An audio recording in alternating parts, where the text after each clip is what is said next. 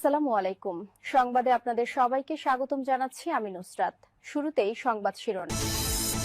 বাংলাদেশের সর্বশেষ গুরুত্বপূর্ণ আপডেট সংবাদ আপনাকে স্বাগত। শুরুতেই সংবাদ শিরোনাম, পরে বিস্তারিত। প্রথমেই জানাবো আমাদের হাতে থাকা সর্বশেষ গুরুত্বপূর্ণ সবথেকে তাজা আপডেট সংবাদ। দাবি আদায়ের ১.৫ বছরে ১১০০-র বেশি সড়ক অবরোধ, শাহবাগ বন্ধ ছিল ৩৫০ দিন। গত ১.৫ বছরে বিভিন্ন দাবিতে ১১০০ বারের বেশি সড়ক অবরোধ করেছে আন্দোলনকারীরা। অবস্থায় অন্তর্বর্তীকালীন সরকার যে রাষ্ট্রটি পরিচালনা করেছেন এটি অনেক বেশি। শিক্ষার্থী থেকে শুরু করে রাজনৈতিক দল রাস্তা অবরোধের দৌড়ে কেউ ছিল না পিছিয়ে। এ বিষয়ে খুবই গুরুত্বপূর্ণ সংবাদ জানাবো, সঙ্গেই থাকুন। এরপর জানাবো আধিপত্যবাদের ছায়া আমরা আর দেখতে চাই না বললেন ডাক্তার শফিকুর রহমান। বাংলাদেশ জামাত ইসলামের আমির ডাক্তার শফিকুর রহমান বলেছেন, বাংলাদেশে আমরা কখনোই আর আধিপত্যবাদী ভারতের ছায়া দেখতে চাই না। আমরা গোটা উত্তরবঙ্গকে কৃষিভিত্তিক রাজধানীতে পরিণত করতে চাই। এদিকে চাঁদাবাজি এবং দখল বাণিজ্য নিয়ে বিএনপির নেতা স্বেচ্ছাসেবক দল নেতাকে গুলি করে হত্যা। রাজধানীর কারণ বাজারে চাঁদাবাজিকে কেন্দ্র করে নিহত হয়েছেন বিএনপির স্বেচ্ছাসেবক দল নেতা ঢাকা মহানগর উত্তরের সাবেক সাধারণ সম্পাদক মোহাম্মদ আজিজুর রহমান মুছাব্বির। এবারে জানাবো তারেক রহমানের চট্টগ্রাম সফর এবং নির্বাচনী কর্মসূচির ঘোষণা। সিলেট, মৌলভীবাজার, হবিগঞ্জ, ব্রাহ্মণবাড়িয়া, কিশোরগঞ্জ, নরসিংদী, নারায়ণগঞ্জের পর বিএনপির চেয়ারম্যান তারেক রহমান আজ চট্টগ্রামে নির্বাচনী প্রচারণা চালাচ্ছেন। তিনি সন্ধ্যা 7:30টা থেকে বিমানযোগে চট্টগ্রামে পৌঁছাবেন এবং সেখানে রাত যাপন করবেন। এই তথ্য জানান বিএনপির নির্বাচন পরিচালনা কমিটির মুখপাত্র দলটির চেয়ারম্যানের উপদেষ্টা মাহাদি আমিন। এবং সর্বশেষ জানাবো ইরানকে চারদিক দিয়ে মিসাইল দিয়ে ঘিরে ফেলেছে মার্কিন যুক্তরাষ্ট্র। হামলা হলে সর্বত্র যুদ্ধ শুরু হবে। যুক্তরাষ্ট্রকে ইরানের কঠোর হুঁশিয়ারি, যে কোনো সর্বাত্মক যুদ্ধ বিবেচনা করবে ইরান। উপসাগরীয় অঞ্চলের দিকে মার্কিন বিশাল রণতরী অগ্রসর হওয়ার প্রক্রিয়ায় এমন মন্তব্য করেছে ইরানের এক জ্যেষ্ঠ কর্মকর্তা। এছাড়াও কাতারের বিভিন্ন ঘাঁটিতে যুক্তরাজ্য তাদের বিমানগুলো পাঠিয়েছে। প্রিয় দর্শক, এই ঘটনায় নতুন করে আবার যে কোনো মুহূর্তে তৃতীয় বিশ্বযুদ্ধ লেগে যেতে পারে, যেটা মধ্যপ্রাচ্য থেকেই হতে পারে। প্রিয় দর্শক, এতক্ষণ শুনছিলেন সংবাদ শিরোনাম, এবারে বিস্তারিত। তবে তার আগে বন্ধুরা অনুরোধ থাকবে এই সংবাদটিতে একটি লাইক দিন। এই চ্যানেল আপনি নতুন হয়ে থাকলে আমাদের সংবাদটি দেখতে দেখতে চ্যানেলটি সাবস্ক্রাইব করে রাখুন। কমেন্ট করে বন্ধুরা আপনার মূল্যবান মতামত জানিয়ে দিন আপনি বিশ্বের কোন দেশ থেকে বা বাংলাদেশের কোন স্থান থেকে আমাদের সংবাদটি দেখছেন এবং শুনছেন। আর বন্ধুরা, সংবাদটি আপনার সোশ্যাল মিডিয়া ফেসবুকে শেয়ার করে বন্ধুদেরও দেখার সুযোগ করে দিন।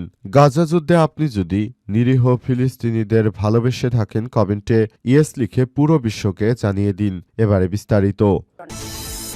দাবি আদায় ১.৫ বছরে ১১০০-র বেশি সড়ক অবরোধ, শাহবাগী বন্ধ ছিল ৩৫০ দিন। গত ১.৫ বছরে বিভিন্ন দাবিতে ১১০০ বারেরও বেশি সড়ক অবরোধ করেছে আন্দোলনকারীরা। শিক্ষার্থী থেকে শুরু করে রাজনৈতিক দলও রাস্তা অবরোধের দৌড়ে পিছিয়ে নেই কেউ। শুধু রাজধানীর শাহবাগেই ব্লকেট ছিল অন্তত ৩৫০ দিন। বিশেষজ্ঞদের মতে সরকারের দুর্বলতার সুযোগ নিয়ে চাপ সৃষ্টি করে দাবি আদায়েরই প্রবণতা এসব আন্দোলনের মূল কারণ। সর্বশেষ গত ১৪ই জানুয়ারি রাজধানীর ফার্মগেট এলাকায় তেজগাঁও কলেজের শিক্ষার্থীরা রাস্তার সড়ক অবরোধ করলে ক্ষোভের প্রকাশ করেন ভুক্তভোগী এক নারী। একই দিন সায়েন্স ল্যাব মোড়ে ৭ কলেজের শিক্ষার্থীদের অবরোধে প্রায় ৮ ঘণ্টা বন্ধ থাকে সড়ক। এক পর্যায়ে যাত্রীদের তোপের মুখে পড়তে হয় আন্দোলনকারীদের। পত্রপত্রিকার খবরের বিশ্লেষণে দেখা গেছে ২০২৪ সালের ৫ই আগস্টের পর থেকে বিভিন্ন দাবিতে ১১০০ বারের বেশি সড়ক অবরোধ করা হয়েছে। যখন তখন রাস্তা আটকে আন্দোলনের কারণে চরম ভোগান্তিতে পড়েছে ঢাকাবাসী। গত ১৭ মাসে সবথেকে বেশি অবরোধের ঘটনা ঘটেছে শাহবাগ এলাকায়। হিসাব অনুযায়ী রাজধানীর অন্যতম ব্যস্ত এই সড়কটি অন্তত ৩৫০ দিন বন্ধ ছিল। সাধারণ মানুষের দুর্ভোগের পাশাপাশি সবচেয়ে বেশি চাপ পড়েছে আইনশৃঙ্খলা বাহিনী। রাজপথের এসব আন্দোলন সামাল দিতে হিমশিম খেতে হচ্ছে তাদের। এজন্য তারা মূলত এখন পর্যন্ত এই কর্মসূচিগুলো চালু রেখেছে। আধিপত্যবাদের ছায়া আমরা দেখতে চাই না বললেন ডক্টর শফিকুর রহমান। বাংলাদেশ জামাত ইসলামের আমির ডক্টর শফিকুর রহমান বলেছেন, আর ভারতীয় আধিপত্যবাদের ছায়া এই দেশে দেখতে চাই না, আমরা চাই নিজেদের মতো করে একটি সুন্দর বাংলাদেশ গড়ে তুলতে।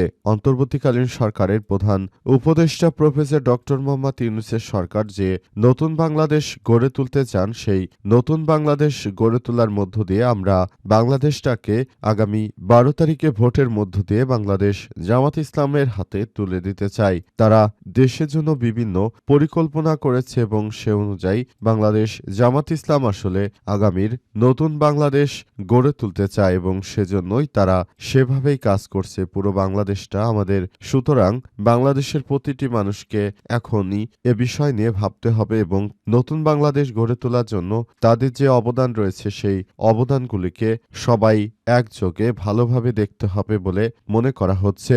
নতুন বাংলাদেশ গড়ে তোলার জন্য তিনি নেতাকর্মীদের তাই সক্রিয় থাকার প্রতি আহ্বান জানিয়েছেন। এ সময় জামাতের আমির আরও জানান, বাংলাদেশটাকে একটি আদর্শিক রাষ্ট্রে পরিণত করতে হলে ভালো একটি রাজনৈতিক দলের হাতেই ক্ষমতা দিতে হবে, আর সেই দলটি বাংলাদেশ জামাত ইসলাম। তারা সেভাবে নিজেদেরকে প্রস্তুত করছে। সেজন্য বাংলাদেশের প্রতিটি মানুষ এখন এই রাজনৈতিক দলগুলোকে আসলে নতুন করে দেখতে চায়। চাঁদাবাজি এবং দখল বাণিজ্য নিয়ে বিরোধের জেরে বিএনপির স্বেচ্ছাসেবক দল নেতা মুসাব্বির খুন, বলছে ডিবি। চাঁদাবাজি সন্ত্রাসী কর্মকাণ্ড করছিল বিএনপির নেতা, স্বেচ্ছাসেবক দল নেতা ঢাকা মহানগর উত্তরের সাধারণ সম্পাদক মোহাম্মদ আজিজুর রহমান মুসাব্বির। এই হত্যাকাণ্ডের পেছনে আন্ডারওয়ার্ল্ড সন্ত্রাসী দাদা দিলীপ ওরফে বিনাশ এর সম্পৃক্ততার তথ্য পেয়েছে গোয়েন্দা পুলিশ ডিবি। আজ মিন্টো রোডে ডিএমপির মিডিয়া সেন্টারে এক সংবাদ ব্রিফিং সব তথ্য জানান ডিবি প্রধান শফিকুল ইসলাম। তিনি বলেছেন, গ্রেপ্তার রহিম হত্যাকাণ্ডে সরাসরি অংশ নেয়। প্রাথমিক জিজ্ঞাসাবাদে সে গুরুতর এই তথ্য দিয়েছে। শফিকুল ইসলাম আরও বলেছেন, হত্যাকাণ্ডের অন্যতম শুটার রহিমকে নরসিংদী থেকে গ্রেপ্তার করেছে গোয়েন্দা পুলিশ ডিবি। এ সময় হত্যাকাণ্ডে ব্যবহৃত 2টি বিদেশি পিস্তল, ম্যাগজিন ও 12 রাউন্ড গুলি উদ্ধার করা হয়েছে। ডিবি প্রধান বলেন, বিদেশে অবস্থানরত আন্ডারওয়ার্ল্ড সন্ত্রাসী দাদা বিনাশ ওরফে দিলীপের নির্দেশেই এই হত্যাকাণ্ড সংগঠিত হয়েছে। ঘটনার পেছনে অপরাধী চক্রের অর্থনৈতিক স্বার্থ জড়িয়ে রয়েছে বলে প্রাথমিকভাবে ধারণা করা হচ্ছে। তিনি আরও বলেন, কারণ বাজার কেন্দ্রিক বর্তমানে 8 থেকে 9টি চাঁদাবাজি গ্রুপ সক্রিয় রয়েছে। এই চাঁদাবাজি গ্রুপগুলো মূলত এখন বিভিন্ন জায়গা থেকে ব্যবসায়ীদের কাছ থেকে চাঁদা নেয়। বিএনপির এই 2 গ্রুপই চাঁদা কালেক্ট করে এবং এই চাঁদা নিয়ে মূলত দ্বন্দ্বে এক নেতাকে অন্য গ্রুপের লোকজন এই গুলি করে হত্যার ঘটনা ঘটিয়েছে বলে ডিএমপির পক্ষ থেকে নিশ্চিত করা হয়েছে। তারেক রহমান চট্টগ্রাম সফর এবং নির্বাচনী কর্মসূচি। সিলেট, মৌলভীবাজার, হবিগঞ্জ, ব্রাহ্মণবাড়িয়া, কিশোরগঞ্জ, নরসিংদী, নারায়ণগঞ্জের পর বিএনপির চেয়ারম্যান তারেক রহমান শনিবার চট্টগ্রামে নির্বাচনী প্রচারণা চালাচ্ছেন বলে জানিয়েছে বিএনপির পক্ষ থেকে। আজ মাহাদি আমিন বিষয়টি নিশ্চিত করেন। এছাড়াও তিনি আরও জানান, জামাত ইসলাম কখনোই বিএনপির বিরুদ্ধে প্রোপাগান্ডা চালিয়ে তারা বড় কিছু অর্জন করতে পারবে না। তিনি বলেন, ভারতের সঙ্গে আমাদের কোনো চুক্তি হয়নি, আর তারা বলছে ভারতের সঙ্গে নাকি বিএনপির চুক্তি হয়েছে। এই ধরনের মিথ্যা প্রোপাগান্ডা জামাত ইসলামের দ্বারাই সম্ভব বলে জানিয়েছেন মাহাদি আমিন। তিনি আরও বলেন, বাংলাদেশটা আমরা সুন্দরভাবে গড়ে তুলতে চাই। আমাদের নেতা তারেক রহমান দীর্ঘ 17 বছর পর দেশের মাটিতে ফিরে এসেছেন। দীর্ঘদিন ধরে তিনি দেশ ছেড়ে গেলেও দেশের প্রতি তার ছিল অসামান্য মায়া মমত্ব। এজন্য তারেক রহমান কিন্তু সবসময় নিজের দেশের কথাই বলেছেন, নিজের রাষ্ট্রের কথাই বলেছেন, নিজের দলকে আগলে রেখেছেন ওই স্বৈরাচারী ঘাতকদের কাছ থেকে কিভাবে তার দলটিকে সুরক্ষিত করা যায়। তারপরও একটি গ্রুপ এখন আমাদের নেতা তারেক রহমানকে ঘিরে নানা রকম মিথ্যা প্রচারণা চালাচ্ছে জামাত। এই জামাতের মিথ্যা প্রচারণায় কেউ পা দেবে না। সবাই মনে করে বাংলাদেশ জামাত ইসলাম আসলে একটি মুনাফিকি রাজনৈতিক দল। তারা মিথ্যাভাবে প্রোপাগান্ডা ছড়াচ্ছে। আমাদের নেতার সঙ্গে ভারতের কোনরূপ কোনো চুক্তি হয়নি, কিন্তু জামাতের পক্ষ থেকে বলা হচ্ছে যে নাকি চুক্তি করা হয়েছে ইত্যাদি নানাবিধ এই বিষয়গুলো সামনে আসছে।